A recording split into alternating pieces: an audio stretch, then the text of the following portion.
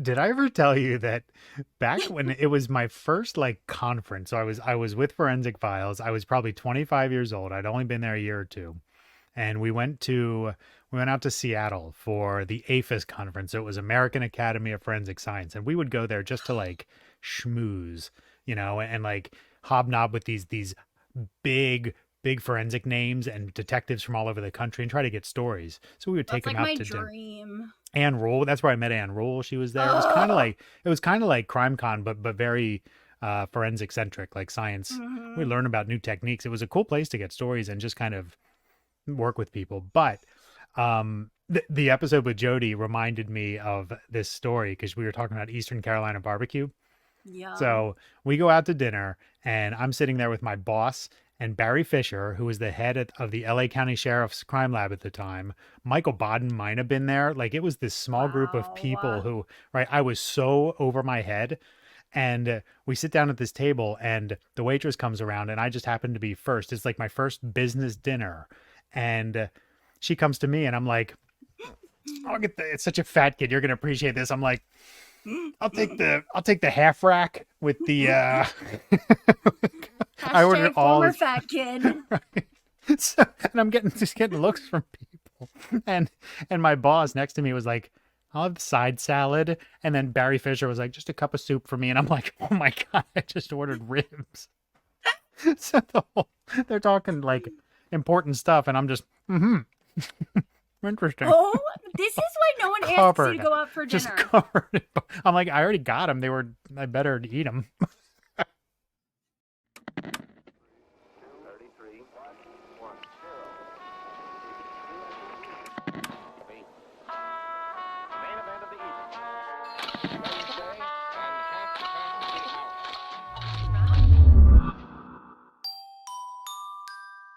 It's Tuesday, and you're listening to Murder Unscripted.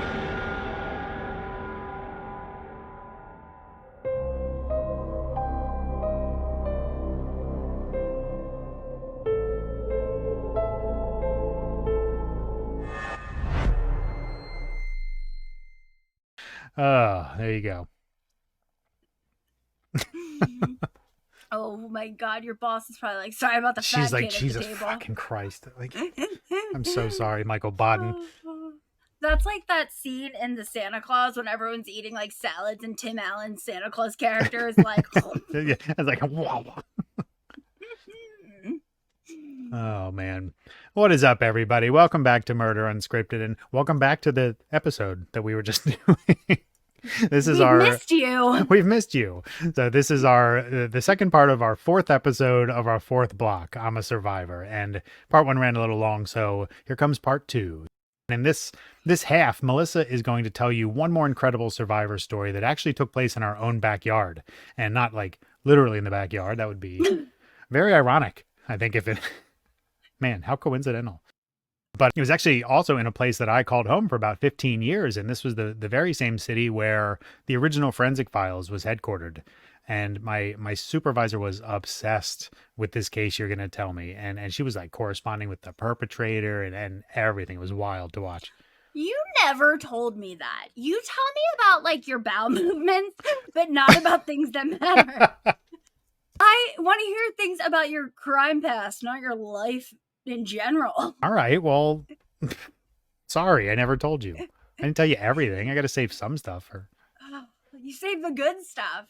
well, Well, anyway, yes, I am going to tell you about the incredible survival story of Denise Sam-Cali, who not only survived an attack from a serial killer, but she was also very instrumental in his arrest and conviction. And that's another reason why I really wanted to share Denise's story, because she's a survivor and she's also like 100% of the reason this guy was caught and brought to justice and not able to harm anyone else.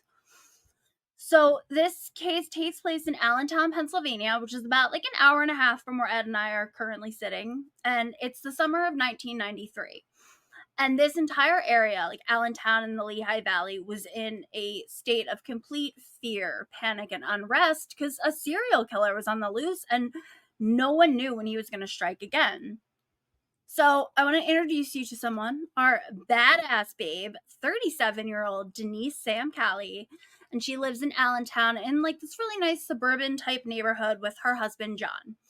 Allentown, since 1993, has turned into a dump, and I'm going to say that because I lived right next door to it. But I mean, there are good parts. Like any city, there's good parts, and just there's so Yeah. much crime to worry about, and it stinks because there's a really cool minor league hockey team there. And after dark, though, you have to worry about some sections.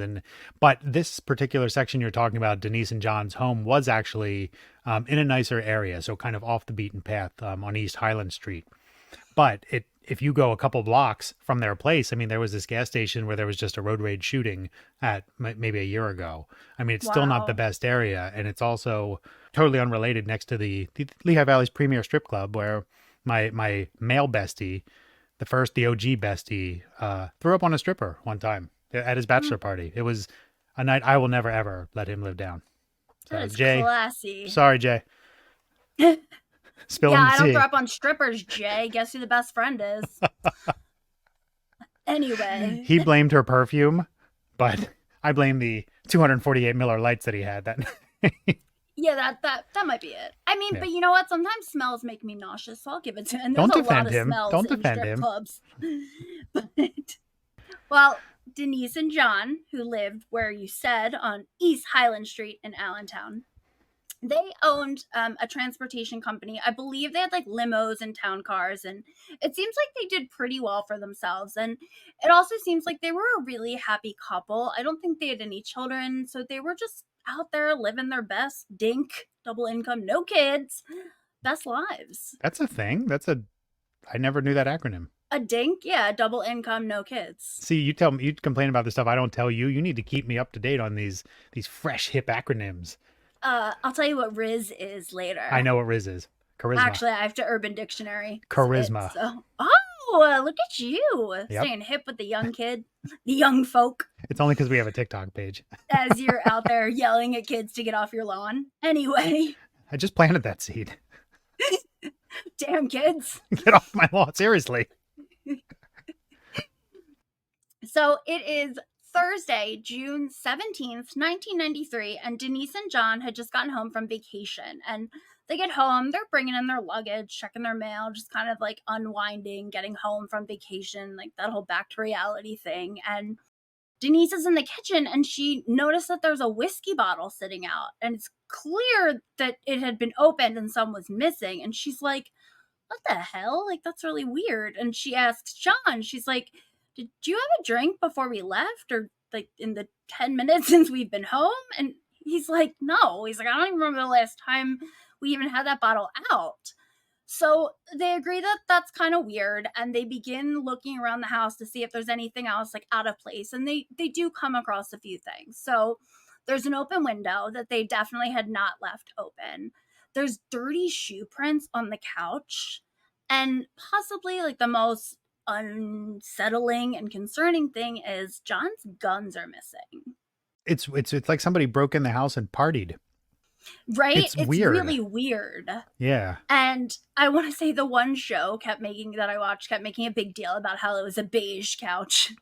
So Well, we all know, someone yeah. ruined the beige couch. Yeah, that's the real crime. Yeah, exactly.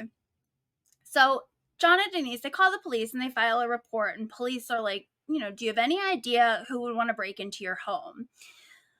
And they kind of are on the fence, and then they go, well, we don't know for sure, but maybe we have an idea. And they had recently had some work done like around the house, and there had been workmen in and out. And I don't know if there were any issues or if this was just like a gut feeling that John and Denise had, but they told investigators that maybe one of the workmen had come back and broke in. Mhm. So police take their statements, and that's kind of it. I mean, what else can they do? Nothing. I mean, the guns were stolen. That's a huge deal, but That's big. Yeah, that's important. right.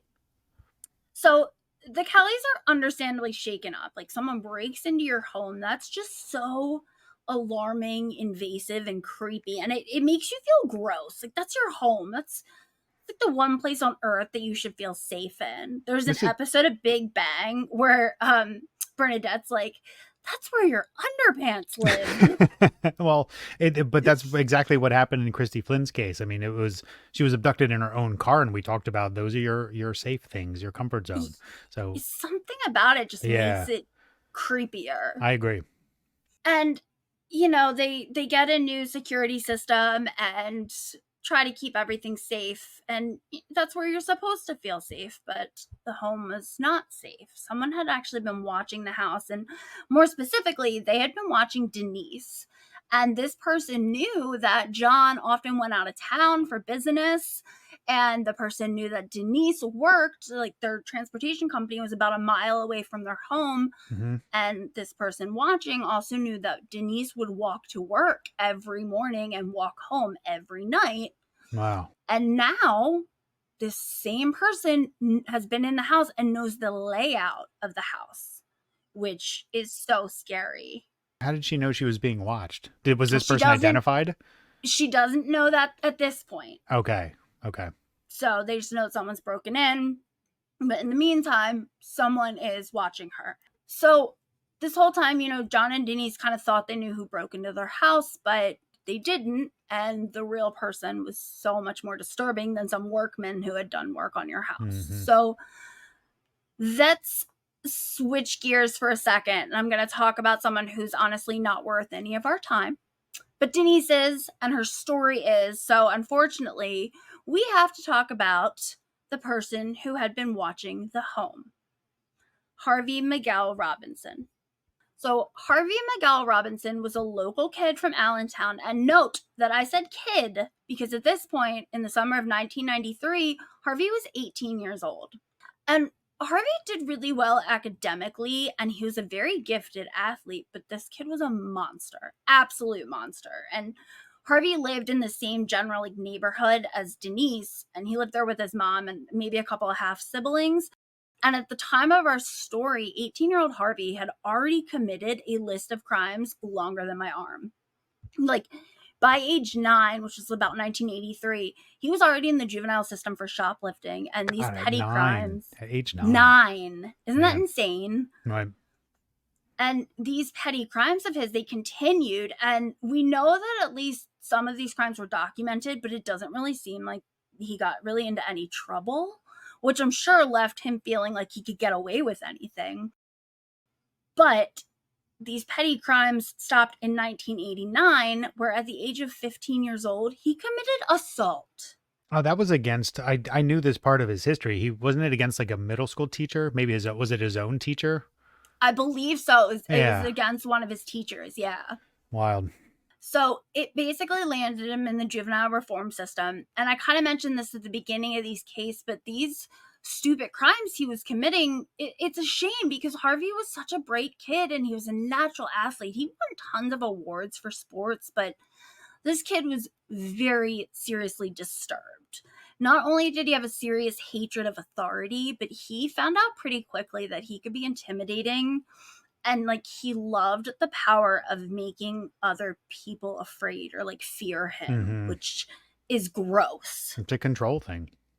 Yeah, it's very little dick energy, if you will. I will.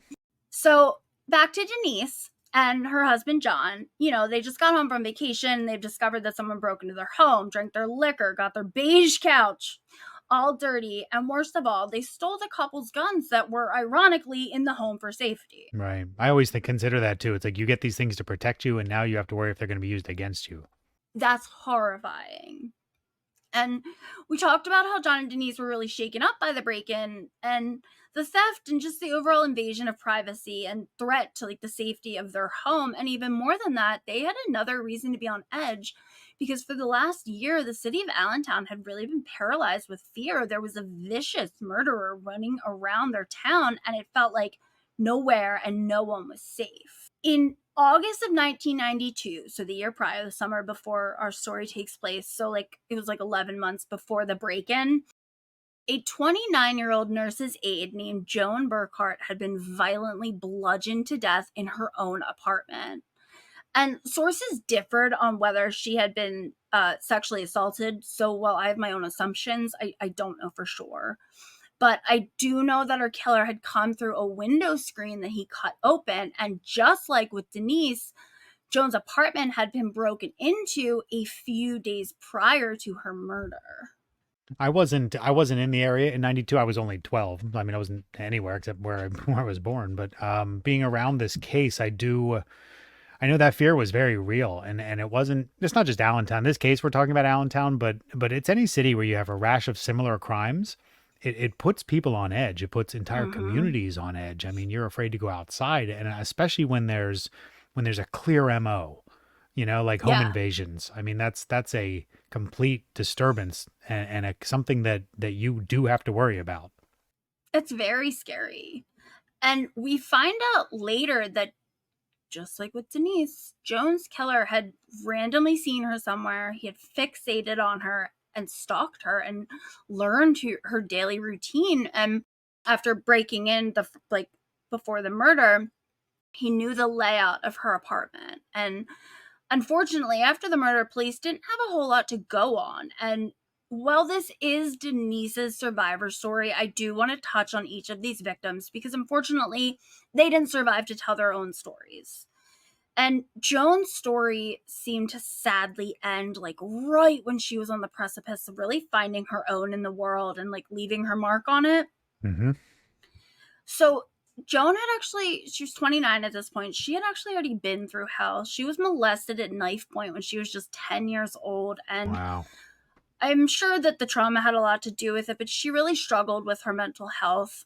She was in therapy and she had just moved into a new place and she was working towards becoming a nurse. And that makes me so sad because who knows how many people would be alive had Joan lived to be their nurse. You know what I mean? I do, and I hate hearing stories when nurses are killed because they're dedicating their life to helping people, where evil is dedicating itself to taking you out.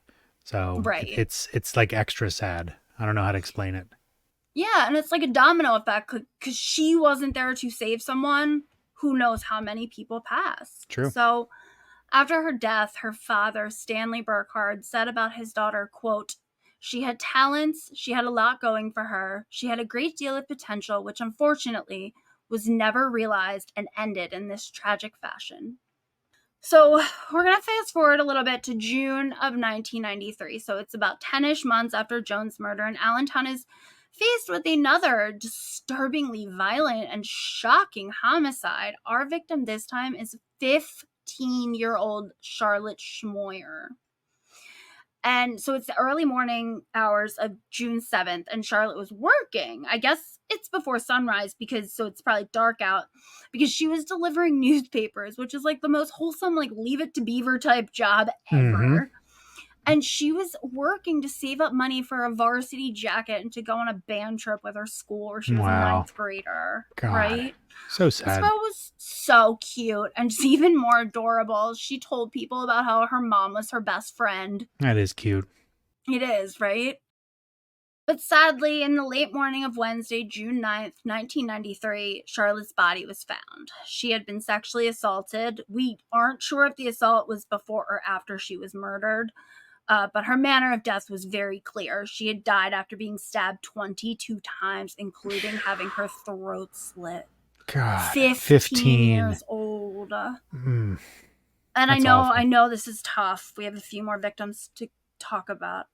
But we can break for a second to talk about the police investigation into Charlotte's murder. So even though Charlotte lived just a block away from Joan, their murders weren't initially linked. And it sucks, but I 100% get it. Charlotte was abducted off the street and she was 15, while Joan was a home invasion and she was 29. And Charlotte had been stabbed where Joan had been bludgeoned. Right. I mean, these on the surface appear to be unrelated crimes, especially because wasn't there, I think with those months you told me, and there was a pretty big gap between them. 10, yeah. Yeah. 10 months. So you can't really, I don't know. I don't know if I would have linked them either. Right, I get that. And I was just about to say, if you're wondering about that time gap between Joan's murder and the murder of Charlotte, and spoiler alert if you haven't figured out who committed these crimes, but in the time between these two murders, Harvey Miguel Robinson was in juvie for at least 8 of those months. Interesting. So, Okay. yeah, which isn't a shock. I hope no one thought I was going to say he was like trying to straighten up his act in between the murders or Yeah, something, like building building houses for Habitat for Humanity, and Exactly. yeah, Volunteering with the elderly. yeah, Yeah. doubtful. Yeah. Nah, he was locked up. So how did Harvey find Charlotte? Like, was he stalking her like he did with Joan and Denise? No. Oh my God, this is the scariest part. So this went No. against his normal pattern. But with Charlotte, this was just a crime of opportunity. And actually, I read a piece entitled Harvey Robinson, Adolescent Serial Killer, written by the patron saint of Murder Unscripted, who I don't think Hmm. knows we exist. But I am She- not ashamed of my shrine dedicated to the wonderful, beautiful Catherine Ramsland. It's well, spoiler alert, my friend. We're going to have Catherine on at some point. I mean, just I a know!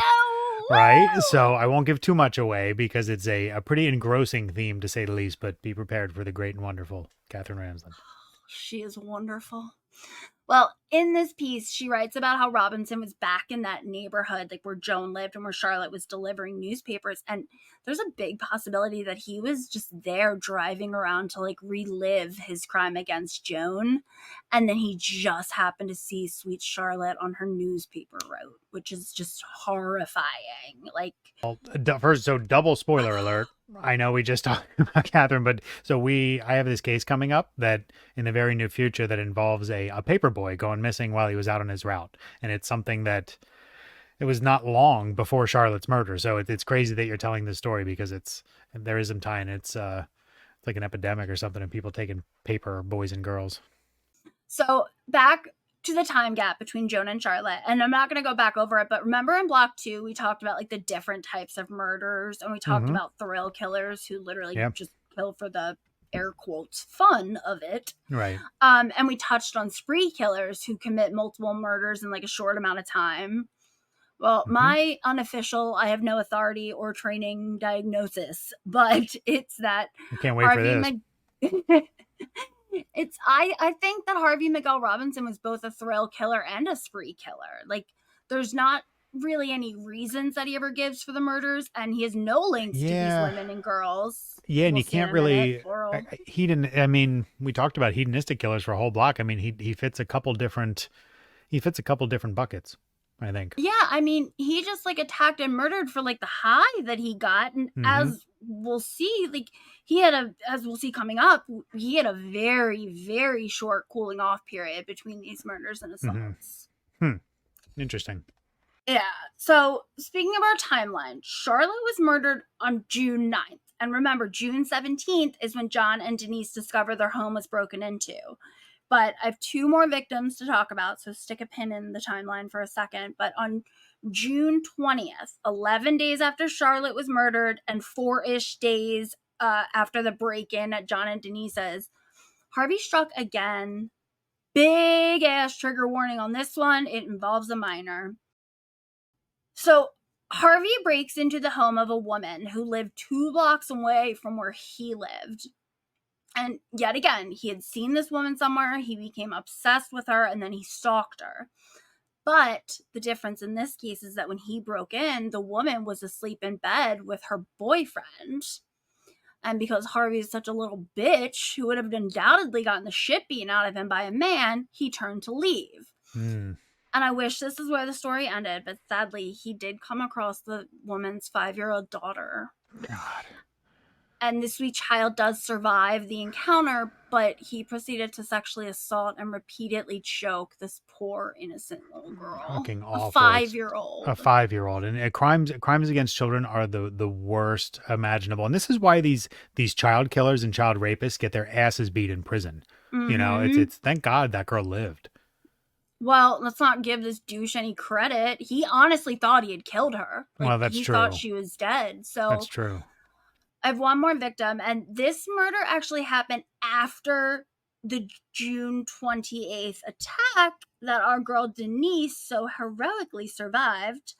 So I'm breaking continuity for a second right now, but on Okay. July 14th, Harvey committed what would be his final murder. And just a spoiler alert, this is not what gets him caught. On Wednesday, July 14th, 1993, Harvey breaks into the home of 47-year-old Jessica Jean Fortney. And this home it was actually, I believe that Jessica's daughter Louise and her husband Ricky owned it, and like Jessica was staying there possibly to help out with her grandkids. So this woman's a grandmother, like out there just living for her grandkids, and Harvey takes all of that away. I hate this guy so with every fiber of my being. Like my boss was so fascinated by him, and he's just he's a colossal scumbag in my eyes. Like there's nothing fascinating about him. He's a sick dude. Yeah, he's gross. Yeah. So Jessica had been stabbed to death and sexually assaulted, and this is horrific, but her 8-year-old granddaughter witnessed the attack. And like the only silver lining here is that Harvey didn't see the granddaughter. Like I don't know exactly where she was, but he didn't know that she was there. That's something, yeah. Yeah. So back to Denise, the Wonder Woman of Allentown.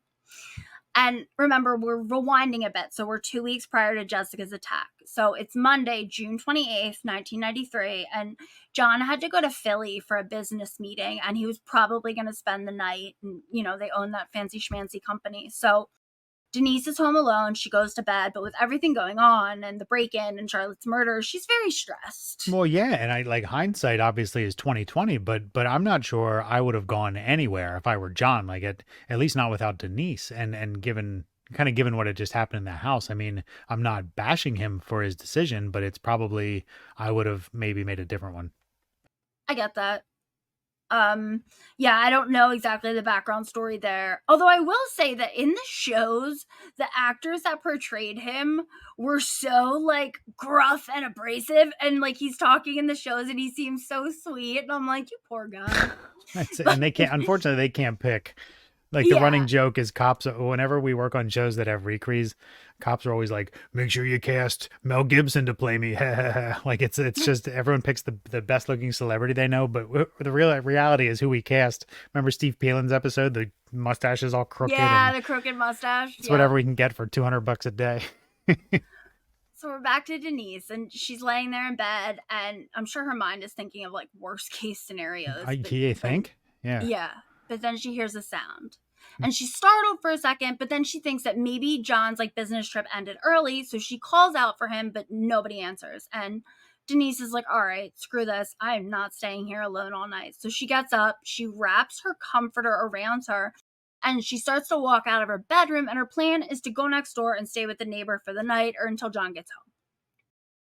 Just as she's about to walk out of her bedroom door, she sees a figure in the dark lunge at her from her closet, which means he had been in there for a while. Exactly, sitting there watching her. Well, that's what he does. That's so scary. Mm-hmm. And she didn't know it at the time, but it's Harvey Robinson. So he grabs her and actually tries to stab her in the face with the knife that she hadn't seen in the dark. But this superwoman is able to knock the knife out of his hand. And unfortunately, the knife did cut her lip open, but she didn't get stabbed in the face, thank goodness. Yeah, right. And the fact that she's able to like knock it out of his hand, this kind of throws Harvey off, and she's able to get away, but she books it. Out of the room, down the hallway, down the steps, out the front door, and like into the dark night. But as she's running, Harvey catches up to her, and it's like a horror movie. It's like Scream, you know? It really is. I know. I'm picturing like Jason behind her. Yeah. God. So he catches up, he grabs her by the hair and like throws her down on the ground, and he's grabbing her throat, and she's trying to scream, but she can't. She can't. And he starts punching her and choking her, and he does begin to sexually assault her, and she's blacking out and coming to, and on and on. However, she does regain consciousness enough to realize, I gotta fight, because he's trying to kill me. So this is literally the fight of her life, and she's fighting him, and she manages to bite him so hard. I know, I love it. That's what brought Ted Bundy down, the bite. It's true. And I don't know like if he screamed or if she's finally able to scream, but suddenly a bright light turns on and Harvey freaks out and takes off. What was the light? What kind of light? So it was like a floodlight. It was actually a neighbor who had heard something like outside and was concerned. I wasn't sure what I was... So... Yeah, okay. Yeah, so it was like a floodlight. The neighbor heard something outside. I don't know if they peeked out or whatever, but they turned the light on, didn't see anything. Well, talk about perfect timing. I mean, if they even if they didn't see, even though if the neighbor he or she didn't see anything, that decision to like check quite literally saved Denise's life. Yeah. It really is like a horror movie, and that would be like the climactic scene and the Right. You light can't turns write on. this. Yeah. Man. So I don't know how long Denise laid out there on the lawn because she blacked out again, but she does regain consciousness. And somehow, after this vicious attack and being left for dead on the front lawn, this badass, beautiful woman is able to drag herself inside and call police. Great. And at the hospital, it is crystal clear that she is a miracle for surviving the injuries caused by Harvey Robinson. And she ends up being in the hospital for quite a while, recovering from her, not only her injuries, but I believe she had to have surgery to repair like the cut to her lip. I'm sure. Yeah. Well, thankfully, on July 31st, 1993, Harvey Miguel Robinson's reign of terror would finally end. But this is so crazy. Like, I mean, her survival is miraculous and amazing on its own, but like this next part is just out of a movie. So it's July 31st, and for the last few weeks, John and Denise have been working with police. And Denise is able to describe her attacker and detectives who they are just so desperate to bring this mystery man to justice because now we have Joan's murder, Charlotte's murder, Jean's murder, the attack on Denise, break-ins everywhere. You know, It's a just, lot. Yeah. it's like anarchy in Allentown. Right. So Nothing new. But so they're desperate to do. They're just desperate, and they'll take anything. So they actually bring in a hypnotist to work with Denise and hope she would remember more, and it works. She's able to describe her attacker in much more detail. Unfortunately, though, it was under hypnosis that Denise did remember that Harvey Robinson had sexually assaulted her.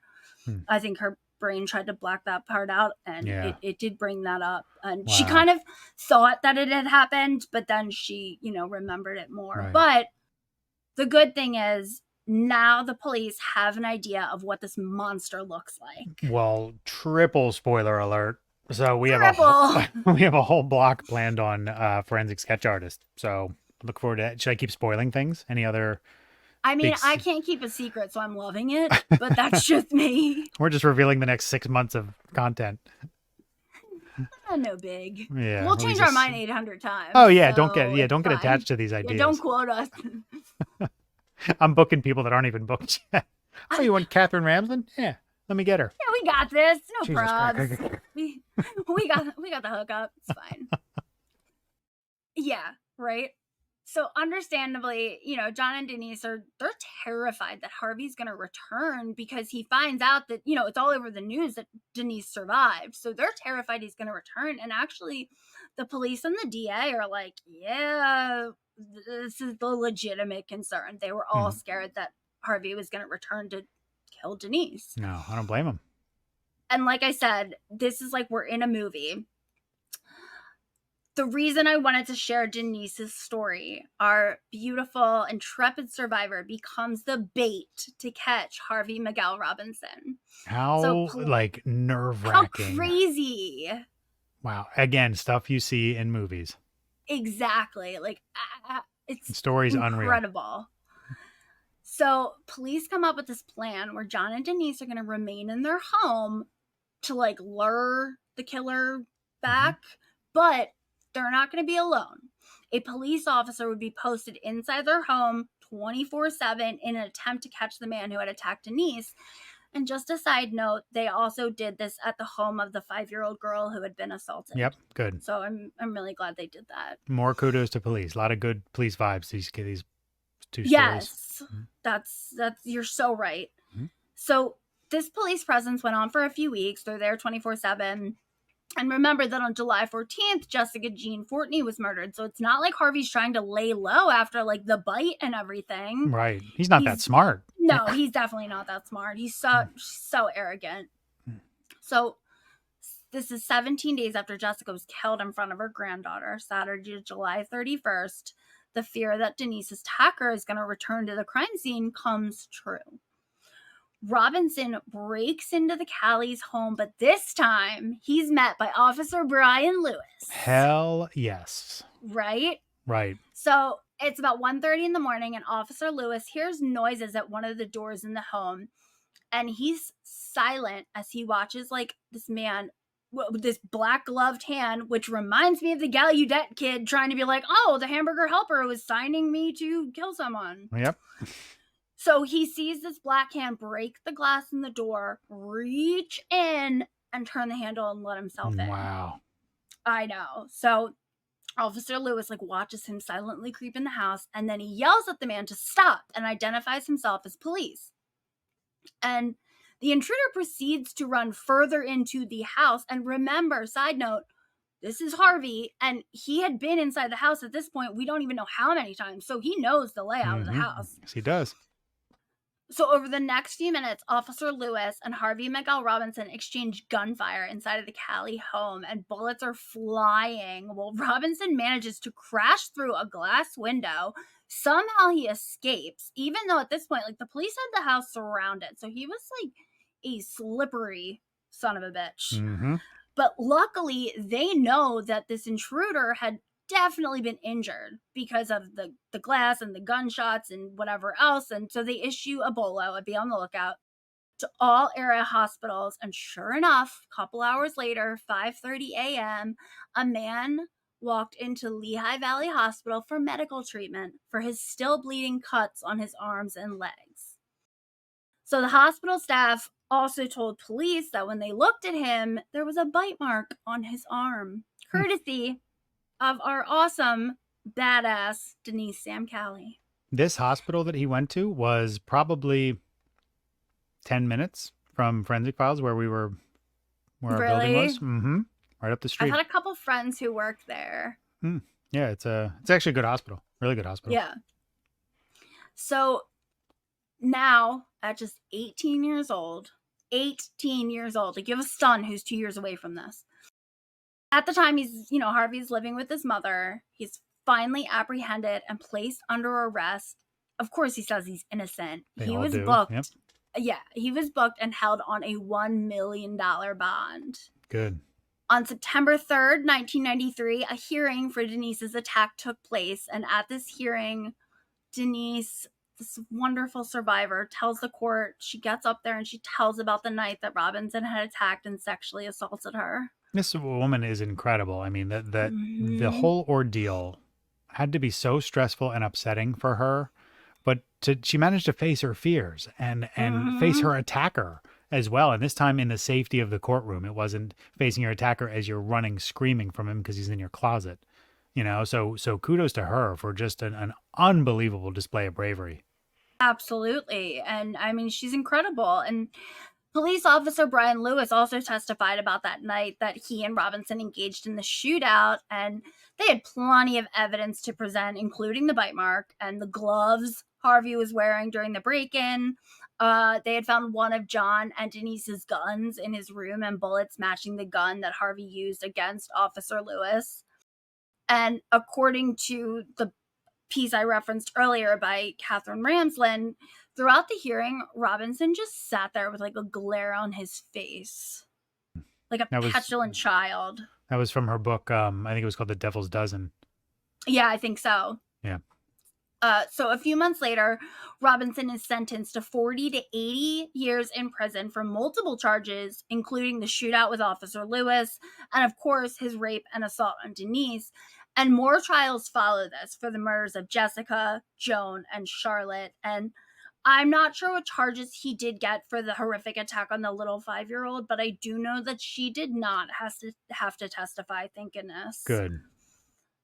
He was ultimately sentenced to death, but this absolute skid mark of a human keeps appealing and whining and wasting my tax dollars.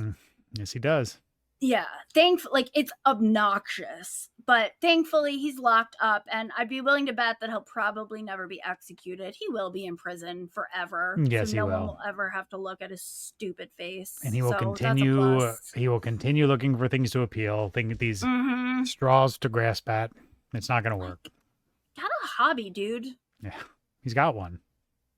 Being annoying. Killing, being a murderous monster. Yeah. So back to Denise.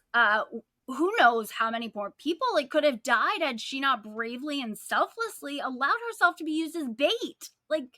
Unbelievable. Isn't that so crazy? How brave. Yep. We talked about before the people who wear wires and how Yes. we're gonna do a block later on about that. That's But so scary. but that too, I mean, you're going face to face with the person that you know has done bad things to you in the past and what they're capable of, and you have to just pray that police they say they're there and they got your back if something goes wrong, but things can go south real quick. So you're putting a lot of trust in that. Officer Lewis seemed to be amazing. Yeah. And you know what? I watched several interviews with Denise, and she was such a lovely, lovely woman. She Like, she was. just seemed so kind. And this last part sucks. Denise actually passed away a few years ago in January of 2021. She was 65 years old. John is still alive, and they had been happily married at the time of her death for 35 years. Wow. I'm not sure what happened. Her obituary just said that she, quote, passed away suddenly at her home, which seems obnoxiously unfair that she survived an encounter with, like, the actual devil, and then she's taken away so prematurely. But I mean, she did some amazing things in her life, and I think she saved a lot of lives with her fighting spirit and her bravery. And I want to end with an excerpt from her obituary, just so you can get a little bit of Denise that, like, her friends and family and inner circle knew. And it reads in part, quote, Denise had a passion for life, and she saw the good in everything. She had a unique personality and was a dynamic businesswoman. She was generous, loyal, and caring person who was a timeless crusader for the underdogs. She was always optimistic and had a strong sense of moral decency. She loved her family and she loved her dogs, end quote. Man, you know, if your love of dogs makes it into your eulogy, you know you love your dogs. Absolutely. Yeah. If you ever write anything about me, it better include Lucy and Milo, the loves of my life. I know they're your pride. They're your pride and joy. Like I would Exactly. That would be the first thing published about you after how you lit up a room. Yes, absolutely. If I ever go missing and they're not with me, it's foul play, y'all. Immediately. That's the biggest red flag of them all. And since in part one of this two-parter, we had a little accidental confession from our boy here. Yeah, that all men are killers. I should really figure out what's going on with my brain lately. It's saying things I don't mean. Yikes. Trigger warning. Trigger warning. For whatever comes out of Ed's mouth. Oh man. Well, Melissa, thanks. These were two incredible long but incredible survivor stories that I know will give you guys a glimpse of what it was like to be the victim of an absolutely horrific attack and but live to tell about it. And this whole block has been a little bit more uplifting than the usual ones. And yes, there were people who died in this block. And to those people, our hearts go out to your family and friends. To have victims that survived and lived to tell their tale, the whole block to me was pretty empowering. So I hope you guys feel that way too. And with that will do it for block 4. But before we go, we want to help you kind of shake off the bad juju by playing a little true crime game with Melissa. And after getting her half point back earlier this block, her record is pretty stellar, so I'll give her that. But this one may be a little tricky, and I'm going to what's going to happen is I'm going to describe a killer and tell you what their last meal was. And you're going to have to guess. You're going to have to guess the murderer based on their last meal. And to not completely, so I made it a little bit easier. It's going to be multiple choice.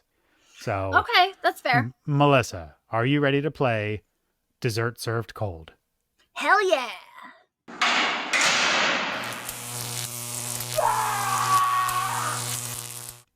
All right, Melissa, question 1. So again, these are multiple choice. I'm going to read you a little blurb first. So, the last person to be executed in Iowa, this person was charged with murder after abducting and killing a doctor.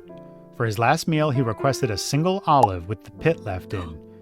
He believed the pit would grow into an olive tree inside of him, ironically symbolizing peace. Was that murderer A, Harry Shipman, B, Victor Figuer, or C, John Wayne Gacy? B, Victor. Well, you are correct. Whoop, whoop. Good job. All right, so that's the hang of the game. All right, I got this. 4 more questions, 1 for 1. So murders and food, those are kind of my specialties. Your 2 jams, I know, right? Exactly. So, question 2. A born-again Christian married to a minister, this woman was charged with 2 counts of murder after killing 2 men with a pickaxe. For her last meal, she requested a salad, a peach, and a banana. Is it A, Eileen Wuornos, B, Myra Hindley, or C, Carla Faye Tucker? Carla Faye Tucker. C. You are correct. Man, you do know your foods and killers. I know. Two things Crazy. I'm great at. Not killing, but eating and knowing serial killers. You're What three is with the these Freudian slips? the this trifecta. episode? I know, right? Yikes. Question 3. Convicted of killing her husband in 1971 and her paralyzed son in 1980 by poisoning them with arsenic, this Alabama murderer became the first female to die by the state since 1848. Her final meal was broccoli, asparagus, strawberries, and hot tea. Was it A, Kristen Gilbert, B, Velma Barfield, or C, Judy Bonanno? I'm going with Barfield, B. Oh, I'm sorry. It was Judy No! Judy Bonanno. Yeah, C. Damn. I'm sorry. 2 for 3 is not bad. 2 for 3 is Yeah. not bad. And there's an easy one at the end. Okay. Question 4, and this is my favorite one. This spree killer was convicted in 3 states for a total of 8 murders committed with his accomplice, Deborah Brown, over a 1-month period in 1984. He had one of the largest final meal requests granted in the United States. Stay with me. Filet Okay. mignon with mushrooms, 2 fried chicken breasts, a salad with French dressing, sweet potato pie with whipped cream, French fries, collard greens, onion rings, Jesus. cornbread, broccoli with melted cheese, biscuits and gravy, and to wash it down, a cherry Coke. All right, Tubby. Cheese. Was it A, Alton Coleman, B, Charles Ng, or C, Israel Keyes? A. Coleman. It was Alton Coleman. You're Heck. correct. Okay. I took some key context clues out of this one just to not make it too easy, but it's still pretty easy, so you're Okay. welcome. Question 5. This American terrorist and mass murderer was convicted in 1996 of 168 counts of murder for the bombing of a federal building. His last meal request was 2 pints of mint chocolate chip ice cream. A, Chester Turner, B, Timothy McVeigh, C, Charles Ray. Ugh, Timothy McVeigh. You're right. It was I wouldn't easy. have picked mint chocolate chip. What, as a question or just as a last meal? No, as my last meal. I already have mine picked out. Like, not that Of I'm course you anticipating do. doing anything living on death row, but I feel like I feel like this question is a good conversation starter. Like, what would your last meal be? Bottomless fajitas, steak and chicken. But if it's bottomless and you keep eating, they can't kill you. That's the thing. I just got to really pace myself. So You can do it. I that's got my faith in plan. you. That's my plan. How long do you have to eat your last meal, I wonder? Probably as long as it takes. I mean, I'm sure there's, isn't it scheduled? So you got places to be. You got to be in the chair by, butts in the chair by 8:30. Sorry. I wonder if it's like you can't get executed within like 30 minutes, like swimming. Like You swimming, can't like eat- yeah. Oh, sorry. Not right now. I'll cramp up. Exactly. You gotta wait 30 minutes. Hold on. Oh, good job, Melissa. Good job as Thank always. you. Yep, and A lot that'll of do it for fun. us, guys. So join us next week for another block. We enter October, which is spooky season, as the kids are calling it. So Spooky season. all the ladies are getting out their Han Solo boots and their Target gift cards on their way to Starbucks and their and, pumpkin spice lattes. and their pumpkin spice lattes. But we have something super cool planned for spooky season, and it's something the other pods and shows aren't doing. So follow us on social media to find out exactly what we're up to, and I think you're really going to enjoy it during what is undeniably the coolest and spookiest time of year. So speaking of which, Melissa, do you want to remind folks where they can find us? Absolutely, I do. So you can hit us up on our socials at Murder Unscripted. You can email us murderunscriptedpod@gmail.com, or you can contact us, if I could talk, through our website, murderunscriptedpod.com. And I think that is it for us. You got your double whammy of survival stories, which is awesome. Yeah. And we will see you next week. So until then, be kind, be a good person, don't murder anyone, do come up with your last meal because we want to hear it. I want to know your last meals, all of you. Seriously. But above all, remember, perverts don't wear signs that say they're perverts. It's true. I think that would be a perfect costume for you for spooky season. Big old pervert. So I am wearing your face as a mask.